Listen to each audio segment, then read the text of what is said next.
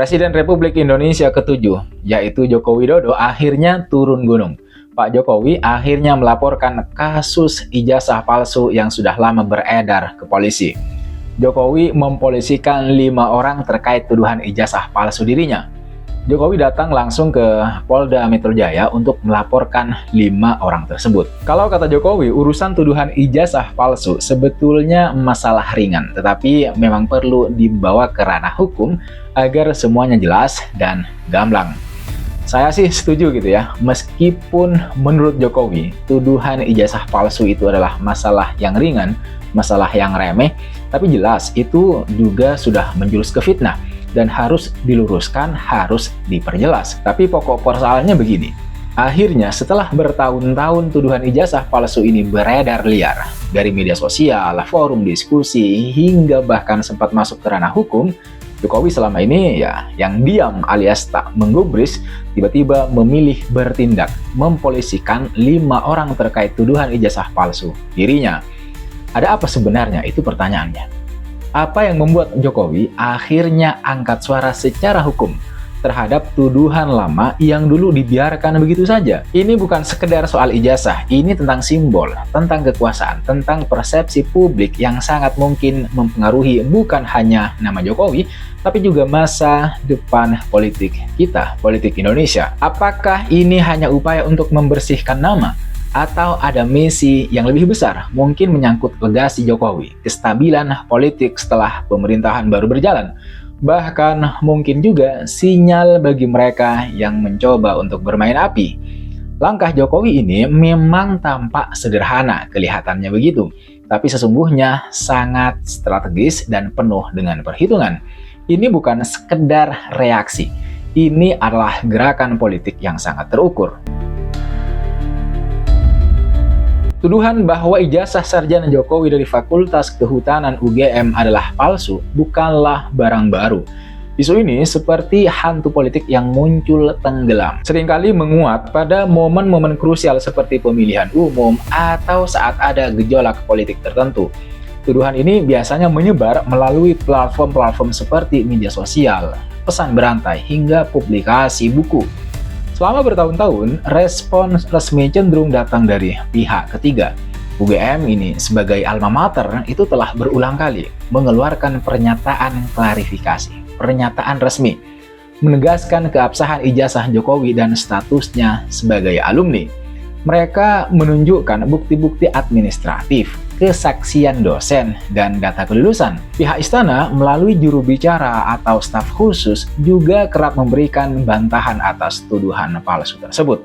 Akan tetapi dalam persepsi sebagian publik, sebagian masyarakat atau pengamat, Jokowi sendiri terkesan tidak secara langsung dan personal mengambil tindakan hukum terhadap para penuduh utama sebelumnya. Terutama ya sebelum eskalasi terakhir yang kemudian memicu pelaporan.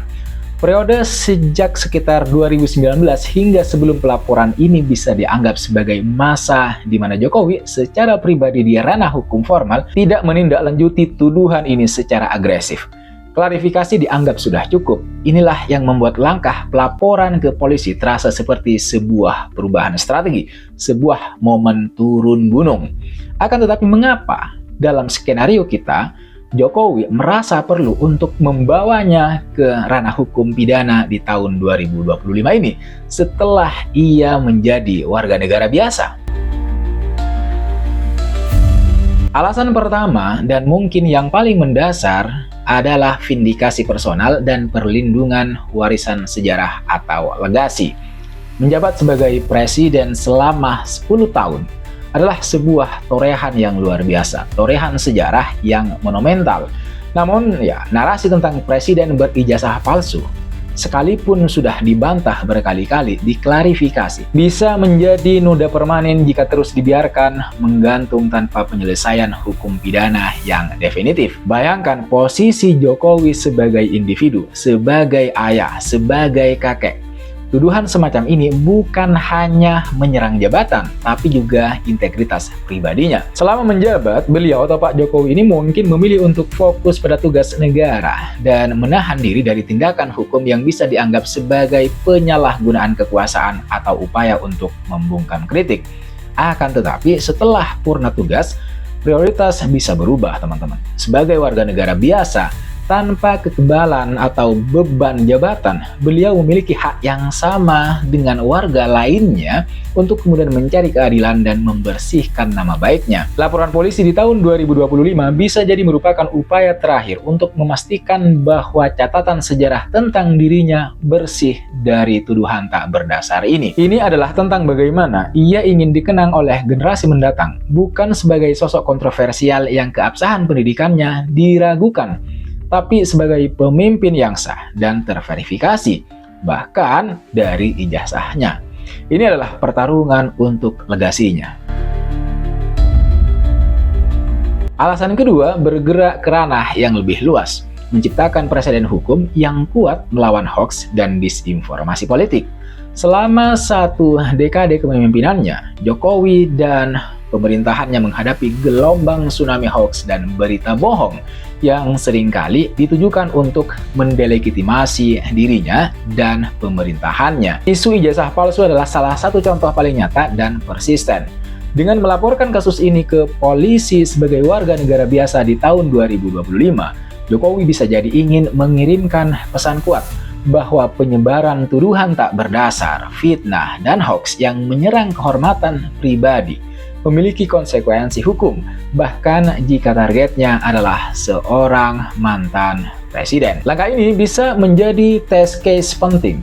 Jika laporan ini diproses dan terbukti di pengadilan bahwa tuduhan ijazah palsu adalah fitnah atau berita bohong, ini akan menjadi jurisprudensi berharga. Ini akan menunjukkan bahwa ada batas yang jelas antara kritik yang sah dan penyebaran kebohongan yang merusak.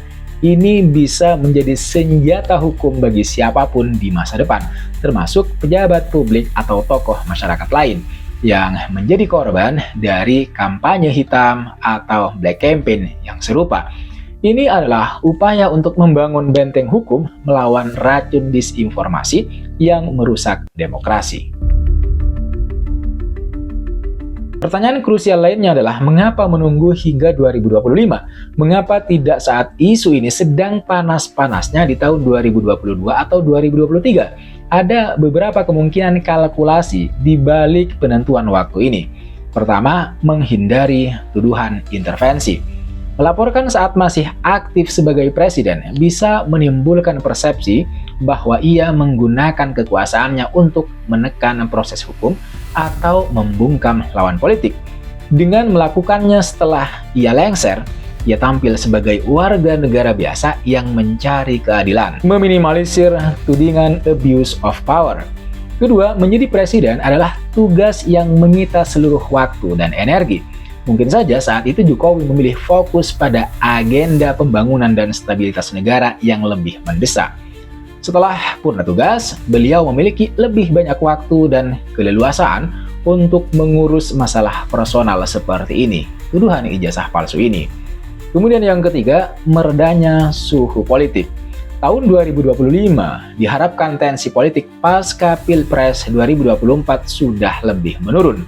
Melaporkan kasus ini di tengah suasana yang relatif lebih tenang bisa membuat proses hukum berjalan lebih objektif tanpa terlalu banyak dibumbui oleh kepentingan politik elektoral jangka pendek.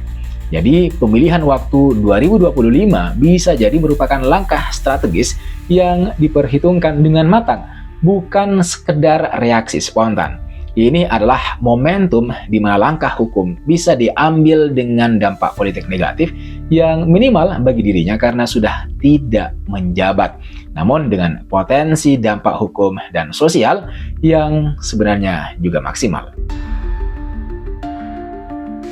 Meskipun sudah tidak menjabat, seorang mantan presiden sekaliber Jokowi tidak akan pernah untuk benar-benar lepas dari dunia politik. Apakah ada pesan politik terselubung di balik laporan ini, laporan Jokowi ke Polda Metro Jaya? Ini tentu spekulatif, namun patut dipertimbangkan. Langkah hukum yang ditempuh oleh Jokowi, meskipun bersifat personal, bisa jadi memiliki gaung politik. Ini bisa menjadi cara Jokowi untuk menunjukkan bahwa dia masih menjadi figur yang diperhitungkan, yang tindakannya masih menjadi berita utama dan bahan diskusi publik. Langkah hukum tersebut juga mengirim sinyal kepada lawan politiknya, menunjukkan bahwa dia tidak akan tinggal diam jika integritasnya terus diserang, bahkan setelah tidak berkuasa. Ini bisa menjadi semacam deteren atau pencegah bagi pihak-pihak yang mungkin ingin terus menggunakan isu lama untuk menyerangnya atau menyerang kelompok politik yang terafiliasi dengannya. Langkah hukum tersebut sekaligus juga mengingatkan kembali para pendukungnya tentang perjuangan melawan hoax dan fitnah yang pernah mereka hadapi secara bersama, sekaligus menegaskan kembali kebenaran versinya. Sulit untuk mengukur sejauh mana motif politik ini berperan, namun dalam politik setiap tindakan figur besar seringkali memiliki banyak lapisan makna. Laporan di tahun 2025 ini bisa jadi bukan hanya soal hukum, tapi juga sebuah manuver dalam percaturan pengaruh politik jangka panjang. Jadi, Jokowi yang melaporkan kasus ijazah palsu ke polisi tahun 2025 ini, maknanya akan jauh melampaui sekedar urusan selembar kertas. Ini ya akan menjadi sebuah pernyataan tentang perjuangan seorang individu, warga negara, untuk membersihkan nama baik dan mengamankan warisan sejarahnya dari tuduhan yang dianggapnya fitnah, yang dianggapnya palsu. Upaya membangun benteng hukum yang lebih kokoh melawan budaya hoax dan disinformasi yang merajalela di dalam politik Indonesia, sebuah kalkulasi waktu yang strategis. Tahun 2025 kita anggap sebagai tahun strategis, boleh jadi begitu. Memanfaatkan posisi sebagai warga negara biasa untuk mencari keadilan tanpa terbebani tuduhan penyalahgunaan kekuasaan, dan mungkin sebuah pesan politik halus di era pasca kepemimpinannya. Pada akhirnya, hanya waktu yang akan menjawab apakah skenario ini akan menjadi kenyataan. Namun, menganalisis potensi makna di baliknya memberi kita pemahaman yang lebih dalam tentang kompleksitas politik, hukum, dan warisan seorang pemimpin di Indonesia. Bagaimana menurut kalian? Apa makna lain yang mungkin terlewat dari analisis ini? Apakah kalian setuju bahwa langkah yang diambil oleh Jokowi ini akan memiliki signifikansi mendalam? Tuliskan pendapat kalian di kolom komentar di bawah. Kita diskusi di sana. Jangan lupa like, share, dan subscribe agar kita bisa terus membahas isu-isu penting, isu-isu panas seperti ini. Terima kasih sudah menonton, tetap kritis, jangan lupa like, komen, dan subscribe, nyalakan notifnya. Sampai jumpa di video berikutnya.